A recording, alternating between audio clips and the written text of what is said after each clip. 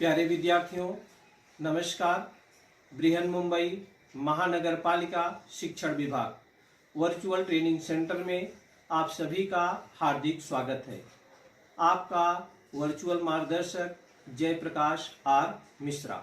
चलिए हम सीखने के लिए तैयार हो जाते हैं। आज हम लोग कक्षा 7वीं का गणित सीखेंगे, जिसमें अपना टॉपिक वही पुराना रहेगा, मशाबी लशाबी। हमने पहले वीडियो में आप लोगों को संख्याओं से संबंधित प्रश्न कराए थे, उसके बारे में जानकारी दिया था। दूसरे वीडियो में हमने मशाबी के बारे में, मशाबी अभाज्य गुणनखंड और भाग विधि से कैसे निकालते हैं उसके बारे में सिखाया था। आज हम इस वीडियो में आप लोगों को लशाबी के बारे में सिखाएंगे। तो चलिए देखते हैं क्या हमने सीख लिया। अभाज्य गुणनखंड करना हमने सीख लिया है। सबसे इम्पॉर्टेंट मशाबी निकालना हो या लशाबी निकालना हो, जो दी गई संख्याएं हैं उसका हमको अभाज्य गुणनखंड करना रहता है। तो अभाज्य गुणनखंड उनको गुणनफल के रूप में लिखते हैं। तो दी गई संख्या को उसके अभाज्य गुणनखंड के गुणनफल के रूप में लिखना ही उस संख्या के अभाज्य गुणनखंड ज्ञात करना है। जो दी गई संख्या है, जब तक हम अभाज्य गुणनखंड नहीं कर पाएंगे तब तक न हम मशाबी निकाल सकते हैं न लसाबी निकाल सकते हैं। तो दी गई संख्या को उसके अभाज्य गुणनखंड के गुणनफल के रूप में लिखना ही उस संख्या के अभाज्य गुणनखंड ज्ञात करने हैं। मशाबी जो दी गई संख्याएं रहती हैं उसका मशाबी हम कैसे निकालते हैं। दी गई संख्याओं के सामान्य विभाजकों में से जो सबसे बड़ी संख्या ही मशाबी होती है। दी गई संख्याओं के सामान्य विभाजकों में, दी गई संख्याओं के सामान्य विभाजकों में जो सबसे बड़ी संख्या होती है, सामान्य विभाजक रहेगा, उसमें जो सबसे बड़ी संख्या रहेगी वही उन संख्याओं का मशाबी होती है। या दी गई संख्याओं में से एक संख्या अन्य संख्याओं की विभाजक हो तो वह संख्या दी गई संख्याओं का मशाबी होती है। दी गई संख्याओं में से एक संख्या अन्य संख्याओं की विभाजक हो तो वह संख्या दी गई संख्याओं का मशाबी होती है। जैसे 3 है, 6 है, 15 है, तो मशाबी क्या हो जाएगी? 3, क्योंकि 3 से 3 भी विभाजित है, 6 भी विभाजित है और 15 भी विभाजित है। एक कंडीशन और है बच्चों कि दी गई संख्याओं के अभाज्य गुणनखंडों में एक भी अभाज्य संख्या सामान्य न हो। दी गई संख्याओं के अभाज्य गुणनखंडों में एक भी अभाज्य संख्या सामान्य न हो तो उन संख्याओं का मशाबी 1 होता है, क्योंकि 1 उन संख्याओं का सामान्य विभाजक है। क्योंकि 1 उन संख्याओं का क्या है? सामान्य विभाजक है। इस प्रकार से हम लोगों ने मशाबी निकालना सीखा था। आज हम आपको लसाबी सीखेंगे। लघुत्तम सामान्य विभाज्य,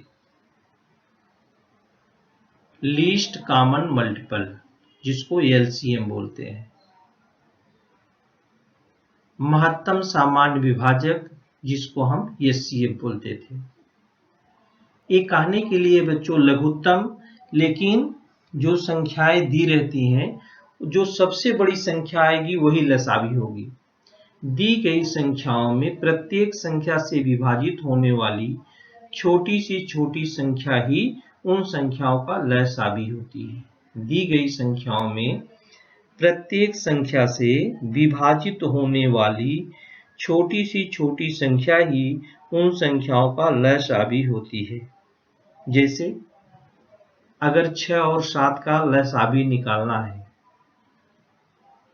तो कैसे निकालेंगे? तो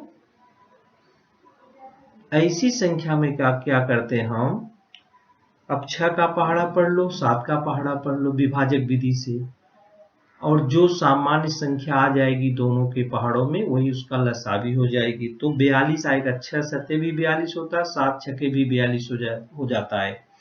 कहने का मतलब है तो दी गई संख्याओं में प्रत्येक संख्या से विभाजित होने वाली, माने जो लसावी आएगा उनमें जो संख्याएं दी रहेगी जिनका आपको लसावी ज्ञात करने रहेगा उनसे पूरा पूरा भाग जाना चाहिए।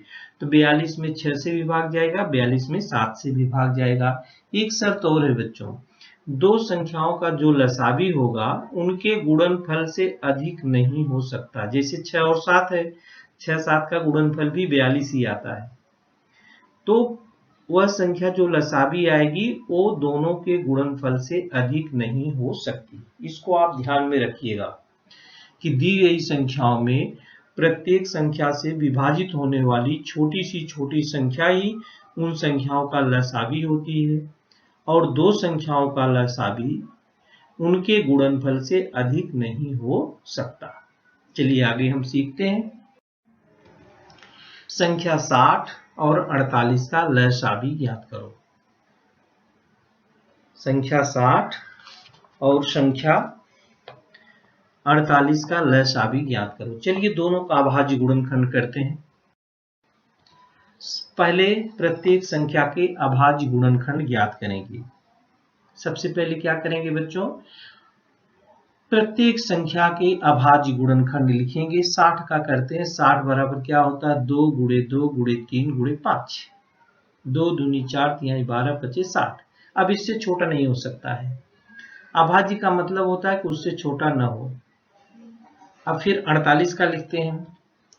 48 बराबर क्या होता है, 2 गुणे 2 गुणे 2 गुणे 2 गुणे 3, 2 दूनी 4 दूनी 8 3 24 2 दूनी 4 दूनी 8 दूनी 16 16 3 48। अब हमने आपको क्या बताया कि अब इसमें देखेंगे कि 2 कितनी बार आया है, 3 कितनी बार आया है, 5 कितनी बार आया है। अब क्या करेंगे, अभाज्य गुणनखंड कर लिए, बराबर, एक स्टेप हो गया। उपर्युक्त गुणनफल में आने वाली प्रत्येक अभाज्य संख्या देखते हैं। उपर्युक्त गुणनफल में आने वाली प्रत्येक अभाज्य संख्या देखते हैं। अब देखते हैं 2 है, 2 अधिक से अधिक कितनी बार आई है। अब समझिए, सबसे पहले क्या करेंगे, जो दी गई संख्याओं के लसावी ज्ञात करना है उसके हम गुणनखंड कर लेंगे। अभाज्य गुणनखंड माने उससे छोटा गुणनखंड नहीं हो सकता। फिर गुणनफल में आने वाली प्रत्येक अभाज्य संख्या देखते हैं। सबसे पहले 2 है, 2 यह संख्या अधिक से अधिक कितनी बार आई है। इसमें पहले 60 वाले में 2 बार आई है और 48 वाले में कितनी बार आई, 4 बार आई है। तो 48 के गुणनखंड में 4 बार आई। जो अधिक से अधिक है वही लिखना हमको। 2 यह संख्या अधिक से अधिक 4 बार है। फिर संख्या 3 है, 3 यह संख्या अधिक से अधिक 1 बार है, बराबर। फिर संख्या 5 यह संख्या अधिक से अधिक 1 बार है। तो माने जितने भी अभाज्य संख्याएं सबको हम देखते हैं और जो अधिक से अधिक बार कितनी है उसको बार लिखते हैं। अब क्या करेंगे, हम लसावी ज्ञात करने के लिए 2 4 बार आया है, 3 1 बार आया है, 5 1 बार आया है, इन सबका हम गुणा कर लेते हैं। इन सबका हम क्या करेंगे, गुणा। देखो 2 4 बार, 3 1 बार और 5 1 बार, तो 5 दूनी 10 और 2 दूनी 4 दूनी 8 3 24, 24 में 10 का गुणा किया हो गया 240। तो 60 और 48 का जो लसावी आएगा वो 240 आएगा। अब जो लसावी आएगा बच्चों उसमें दी गई संख्याओं से पूरा भाग जाना चाहिए। अब देखिए 240 में 60 से भाग देंगे, 1 0 से कट जाएगा, 6 चौक 24, बराबर, कट गया। 48 से विभाग देंगे तो 5 बार जाएगा, 5 8 40 और 5 चौक 20 4 24। तो समझिए कैसे लसावी ज्ञात करना है। पहले जो संख्याएं दी रहेगी उसके अभाज्य गुणनखंड करेंगे। फिर क्या करेंगे, वो अभाज्य संख्याएं अधिक से अधिक कितनी बार आई है उसको हम लिख लेते हैं और इसके बाद उन संख्याओं का हम अभाज्य संख्याओं का क्या कर देते हैं, गुणा कर देते हैं। वही गुणनफल क्या है, दी गई संख्याओं का लसावी होगा। दी गई संख्याओं का क्या होगा, लसावी। अगला सवाल देखते हैं हम। तीन संख्याएं यहाँ पर 18 है, 30 है और 50 है। सबसे पहले हम क्या करते हैं बच्चों, अभाज्य गुणनखंड करते हैं। तो 18 के अभाज्य गुणनखंड कर लेंगे, बराबर कितना हो गया, 2 गुणे 3 गुणे 3। 30 का गुणनखंड कर लो, 2 गुणे 15, फिर 15 का करो 3 गुणे 5, 2 गुणे 3 गुणे 5। फिर 50 का कर लेते हैं, 50 2 गुणे 25, फिर 2 गुणे 5 गुणे 5। अभाज्य गुणनखंड आ गया। अब देखते हैं कि कितनी बार बार है, 2 कितनी बार आया है, 3 कितनी बार आया है, 5 कितनी बार आया है। तो बच्चों 2 अभाज्य संख्या इसमें क्या क्या हुई, 2 हुई, 3 हुई और 5 हुई। सबसे पहले 2 देखेंगे। संख्या 2 यह अधिकतम एक बार आई है, संख्या 3 यह अधिकतम 2 बार आई है और संख्या 5 ये अधिकतम 2 बार आई है। सब में रहे या न रहे, लेकिन जितनी बार आई है उसको लिखना है। संख्या 2 यह अधिकतम एक बार, संख्या 3 यह अधिकतम 2 बार, संख्या 5 यह संख्या अधिकतम 2 बार आई है। तीन सबका क्या कर देते हैं, गुणा। 2 गुणे 3 गुणे 3 गुणे 5 गुणे 5 बराबर कितना हो गया, 450। यही हो गया 18, 30 और 50 का लसावी।